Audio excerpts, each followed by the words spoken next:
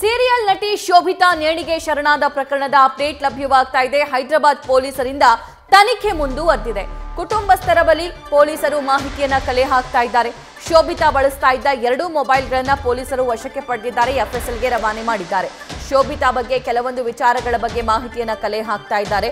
1 ವರ್ಷದ ಹಿಂದೆ ಶೋಭಿತಾ ಅವರ ಮದುವೆಯಾಗಿತ್ತು. ಹೈದರಾಬಾದ್ನಲ್ಲಿ ವಾಸ ಮಾಡ್ತಾ ಇದ್ರು. ಮದುವೆ ಆದ ನಂತರ ಆಕ್ಟಿಂಗ್ ಮಾಡೋದನ್ನ ಸ್ಟಾಪ್ ಮಾಡಿದ್ರು. ಆದರೆ ಮತ್ತೆ ಮರಳಿ ಅವರಿಗೆ ಆಕ್ಟಿಂಗ್ ಮಾಡುವಂತಹ ಅವಕಾಶಗಳು ಬಂದರೂ ಕೂಡ ಅವರು ಹೋಗಿರಲಿಲ್ಲ. ಆದರೆ ಈಗ ಇತ್ತೀಚಿನ ದಿನಗಳಲ್ಲಿ ತಮ್ಮ ಆಪ್ತರ ಹತ್ರ ತಾವು ಆಕ್ಟಿಂಗ್ ನಿಲ್ಲಿಸಬಾರ್ದಾಗಿತ್ತು ಅನ್ನುವಂಥ ಮಾಹಿತಿಯನ್ನ ಶೇರ್ ಮಾಡಿಕೊಳ್ತಾ ಇದ್ರಂತೆ. 1 ವಾರದ ಹಿಂದೆಯಷ್ಟೇ ಗಂಡ ಹೆಂಡತಿ ಇಬ್ಬರೂ ಕೂಡ ಗೋವಾಕ್ಕೆ ಹೋಗಿ ಬಂದಿದ್ರು ಅನ್ನೋ ಮಾಹಿತಿ.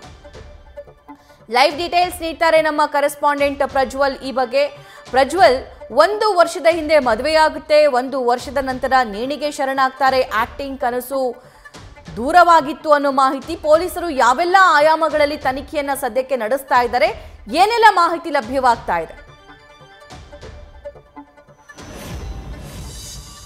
ಸಭಾ ಬ್ರಹ್ಮಗಂಟು ಸೀರಿಯಲ್ ಖ್ಯಾತಿಯ ಶೋಭಿತಾ ಅವರ ಆತ್ಮಹತ್ಯೆ ಪ್ರಕರಣಕ್ಕೆ ಸಂಬಂಧಪಟ್ಟಂತೆ ಈಗಾಗಲೇ ಹೈದರಾಬಾದ್ ಪೊಲೀಸರು ಕೂಡ ತನಿಖೆಯನ್ನ ಮಾಡ್ತಾ ಇರುವಂತದ್ದು. ಅಂದ್ರೆ ಶೋಭಿತಾ ಅವರ ಮದುವೆಗಿಂತ ಮುಂಚಿನ ಜೀವನ ಯಾವ ರೀತಿಯಲ್ಲಿತ್ತು, ಅವರ ಕುಟುಂಬಸ್ಥರ ಬಳಿ ಯಾವುದಾದ್ರೂ ಒಂದು ವಿಚಾರವನ್ನು ಹೇಳ್ಕೊಂಡಿದ್ರ ಅನ್ನೋದ್ರ ಬಗ್ಗೆ ಕೂಡ ಈಗಾಗಲೇ ತನಿಖೆಯನ್ನ ಮಾಡ್ತಾ ಇದ್ದಾರೆ. ಅವರ ಕುಟುಂಬಸ್ಥರ ಬಳಿಯಿಂದಲೂ ಕೂಡ ಮಾಹಿತಿಯನ್ನ ಪಡಿತಾ ಇರುವಂತದ್ದು. ಅಂದ್ರೆ ಯಾವ್ದಾದ್ರು ವಿಚಾರದ ಬಗ್ಗೆ ನಿಮ್ಮ ಬಳಿ ಮಾತನಾಡಿದ್ರ, ಯಾವ್ದಾದ್ರು ಕೂಡ ಕೌಟುಂಬಿಕ ಸಮಸ್ಯೆಗಳಿತ್ತ ಅಥವಾ ಆರ್ಥಿಕವಾಗಿ ಏನಾದರೂ ಸಂಕಷ್ಟ ಇತ್ತಾ, ಇವೆಲ್ಲದರ ಬಗ್ಗೆ ಕೂಡ ಮಾಹಿತಿಯನ್ನ ಪಡಿತಾ ಇದ್ದಾರೆ. ಮತ್ತೊಂದು ಕಡೆಯಲ್ಲಿ ಶೋಭಿತಾ ಅವರು ಬಳಸ್ತಾ ಇದ್ದಂತಹ ಮೊಬೈಲ್ ಫೋನ್ ಅನ್ನ ಕೂಡ ವಶಕ್ಕೆ ಪಡೆದಿರುವಂತದ್ದು. ಅಂದ್ರೆ ಆ ಒಂದು ಮೊಬೈಲ್ ಫೋನ್ ಅನ್ನ ಈಗಾಗಲೇ ರಿಟ್ರೀವ್ಗೆ ಕಳಿಸಲಾಗಿದೆ, ಎಫ್ಎಸ್ಎಲ್ಗೆ ರಿಟ್ರೀವ್ಗೆ ಕಳಿಸಿದ್ದಾರೆ.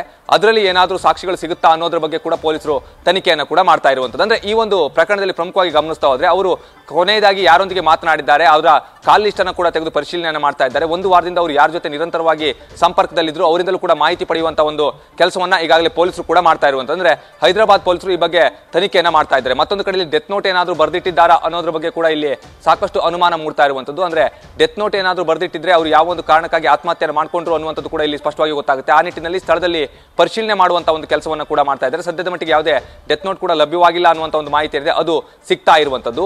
ಇನ್ನೊಂದು ಕಡೆಯಲ್ಲಿ ಅಂದ್ರೆ ಅವರ ಕುಟುಂಬಸ್ಥರಾಗಿರ್ಬೋದು ಅಥವಾ ಅವರ ಗಂಡನ ಫ್ಯಾಮಿಲಿ ಆಗಿರ್ಬೋದು, ಅವರೆಲ್ಲರನ್ನ ಕೂಡ ಈಗ ವಿಚಾರಣೆ ಮಾಡುವಂತ ಒಂದು ಕೆಲಸವನ್ನ ಮಾಡ್ತಾರೆ, ಅವರಿಂದ ಮಾಹಿತಿ ಪಡೆಯುವಂತ ಒಂದು ಕೆಲಸವನ್ನ ಮಾಡ್ತಾರೆ. ಅಂದ್ರೆ ಅವರೇನಾದ್ರೂ ಮಾನಸಿಕವಾಗಿ ಖಿನ್ನತೆಗೆ ಒಳಗಾಗಿದ್ದು ನಿಮಗೆ ಕಂಡು ಬಂದಿತ್ತಾ ಅಥವಾ ಅವ್ರು ಯಾವ ವಿಚಾರವಾಗಿ ಸಾಕಷ್ಟು ಬೇಸರಗೊಂಡಿದ್ದು, ಇವೆಲ್ಲದರ ಬಗ್ಗೆ ಕೂಡ ಮಾಹಿತಿಯನ್ನು ಕಲೆ ಹಾಕ್ತಾರೆ. ಹಾಗೆ ಅವರ ಕುಟುಂಬಸ್ಥರ ಬಳಿಯಲ್ಲಿ ಅವರೇನಾದ್ರೂ ಅಂದ್ರೆ ಈ 1 ವಾರದಲ್ಲಿ ಅಥವಾ 1 ತಿಂಗಳಲ್ಲಿ ಯಾವುದಾದ್ರೂ ಒಂದು ವಿಚಾರವನ್ನು ನಿಮ್ಮ ಬಳಿ ಶೇರ್ ಮಾಡ್ಕೊಂಡಿದ್ರ, ಅವರು ಸಾಕಷ್ಟು ಬೇಜಾರಾಗಿದ್ದು ಅಥವಾ ನೊಂದಿದ್ದು ನಿಮ್ಗೆ ಏನಾದ್ರೂ ಗೊತ್ತಿತ್ತಾ, ಯಾವ ವಿಚಾರದ ಬಗ್ಗೆ ಅವರು ಅತಿ ಹೆಚ್ಚಾಗಿ ಚಿಂತೆಯನ್ನ ಮಾಡ್ತಾ ಇದ್ರು, ಇದೆಲ್ಲವನ್ನ ಕೂಡ ಇಲ್ಲಿ ಪ್ರಶ್ನೆಯನ್ನ ಮಾಡ್ತಾ ಹೋಗ್ತಾರೆ. ಅದರಿಂದ ಉತ್ತರವನ್ನ ಪಡಿತಾರೆ. ಯಾಕೆ ಅಂತ ಹೇಳಿದ್ರೆ ಆತ್ಮಹತ್ಯೆ ಮಾಡ್ಕೊಂಡಂತ ವೇಳೆಯಲ್ಲಿ ಅವರು ಯಾವ ಕಾರಣಕ್ಕಾಗಿ ಆತ್ಮಹತ್ಯೆ ಮಾಡ್ಕೊಂಡ್ರು ಅನ್ನುವಂಥದ್ದು ಕೂಡ ಇಲ್ಲಿ ಪ್ರಮುಖವಾದಂತಹ ಒಂದು ವಿಚಾರವಾಗ್ತಾ ಹೋಗುತ್ತೆ. ಯಾಕೆ ಅಂದ್ರೆ ಇಷ್ಟೊಂದು ಸೀರಿಯಲ್ಗಳಲ್ಲಿ ನಡೆಸಿದಂತಹ ನಟಿ, ಸಾಕಷ್ಟು ಫೇಮಸ್ ಆಗಿದ್ದಂಥವ್ರು, ಇವರು ಸಡನ್ ಆಗಿ ಆತ್ಮಹತ್ಯೆಯನ್ನು ಮಾಡ್ಕೊಳ್ತಾರೆ ಅಂತ ಹೇಳಿದ್ರೆ ಅದ್ರ ಹಿಂದೆ ಯಾವ್ದಾದ್ರು ಒಂದು ಬಲವಾದಂತಹ ಒಂದು ಕಾರಣ ಇರಬೇಕಾಗುತ್ತೆ. ಆ ಒಂದು ಬಲವಾದಂತಹ ಕಾರಣ ಯಾವುದು ಅನ್ನೋದ್ರ ಬಗ್ಗೆ ಇಲ್ಲಿ ತನಿಖೆಯನ್ನು ಈಗಾಗಲೇ ಹೈದರಾಬಾದ್ ಪೊಲೀಸರು ಕೂಡ ಮಾಡ್ತಾ ಇರುವಂತದ್ದು. ಈ ಒಂದು ಇನ್ನೊಂದು ವಿಚಾರವನ್ನು ನಾವು ಗಮನಿಸಲೇಬೇಕು. ಅಂದ್ರೆ ಕೌಟುಂಬಿಕವಾಗಿ ಯಾವ್ದಾದ್ರು ಸಮಸ್ಯೆ ಇತ್ತಾ ಅನ್ನುವಂಥದ್ದು, ಅದ್ರ ಬಗ್ಗೆಯೂ ಕೂಡ ಶೋಭಿತಾ ಅವರ ಕುಟುಂಬಸ್ಥರ ಬಳಿ ಪ್ರಶ್ನೆಯನ್ನ ಕೇಳ್ತಾ ಇದ್ದಾರೆ. ಯಾಕೆ ಅಂತ ಹೇಳಿದ್ರೆ ಮದುವೆಯಾಗಿ 1 ವರ್ಷ ಆಗಿದೆ, ಹಾಗಾಗಿ ಕುಟುಂಬದಲ್ಲಿ ಏನಾದರೂ ಸಮಸ್ಯೆಗಳಿದ್ದಂಥ ಸಂದರ್ಭದಲ್ಲೂ ಕೂಡ ಈ ರೀತಿಯಲ್ಲಿ ಆಗಿರಬಹುದು ಅನ್ನುವಂಥ ಒಂದು ಅನುಮಾನ ಏನಿದೆ ಅದು ಹೈದರಾಬಾದ್ ಪೊಲೀಸರಿಗೆ ಕಾಡ್ತಾ ಇರುವಂತದ್ದು.